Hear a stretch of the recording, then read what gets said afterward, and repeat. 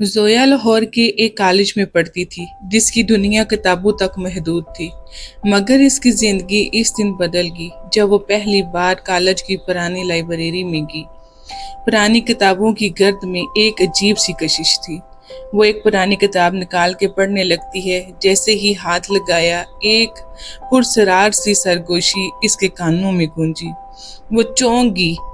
फिर सब कुछ ठीक लगने लगा। उसी लम्हे इसकी जिंदगी में एक अनदेखे वजूद की मौजूदगी महसूस होने लगी। ज़ारून जिन्नात की एक कदीम और मुअज़्ज़ज़ नस्ल का शहज़ादा था। जिनज़ादा मगर इंसानों की दुनिया से जुड़ा हुआ। सदियों से वो इंसानी दुनिया को सिर्फ दूर से देखता आया था, लेकिन ज़ोया की किताब को छूने से इसका राब्ता खुल गया। इसने पहली बार एक इंसानी लड़की को न सिर्फ देखा बल्कि महसूस किया। ज़रून के लिए ज़ोया सिर्फ एक इंसान नहीं थी, वो एक रोशनी थी। वो रातों को इसकी ख्वाबों में आता, इससे बातें करता, इसकी बातें सुनता और दुख में सहारा देता, बिना किसी नाम के, बिना किसी चेहरे के। एक दिन ज़ोया को महसूस हुआ कि कोई साया इसके आसपास रहता है। इसने एक दुआ पढ़ी और पूछा, कौन हो तुम? अगर इंसान नहीं तो क्या हो?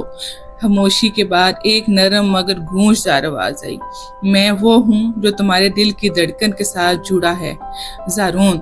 ज़ोया खौफज़दा हुई, मगर ज़ारून ने कसम खाई कि मैं वो हूँ, इसका मुहाफिज हूँ, दुश्मन नहीं। रफ्ता रफ्ता ज़ोया ने ज़ारून को कबूल कर लिया और ज़ोया को ज़ारून से मोहब्बत होगी। वो रोज़ मिलने लगे।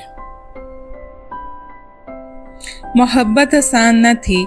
ज़ारून की दुनिया में इस रिश्ते को नापाक समझती थी। जिन्नों की दुनिया में कानून था कि जिन ज़ादे इंसानों से ताल्लुक़ नहीं रख सकते। ज़ारून को धमकी मिली, अगर इंसान से नाता नहीं तोड़ा तो तुम्हें बेदखल कर दिया जाएगा। ज़ोया भी अपने ख्वाबों, इज्जत और हकीकत के बीच में फ़ैसला लेना था।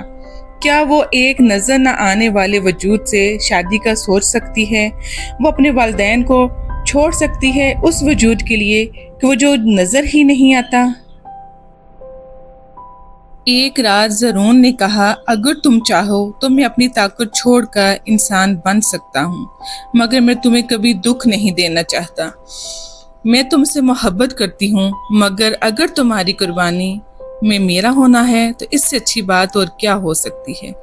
ज़ारून ने फैसला किया कि वो जिन्नात की दुनिया को खैरबाद कह देगा। ज़ोया ने इसके लिए दुआ की।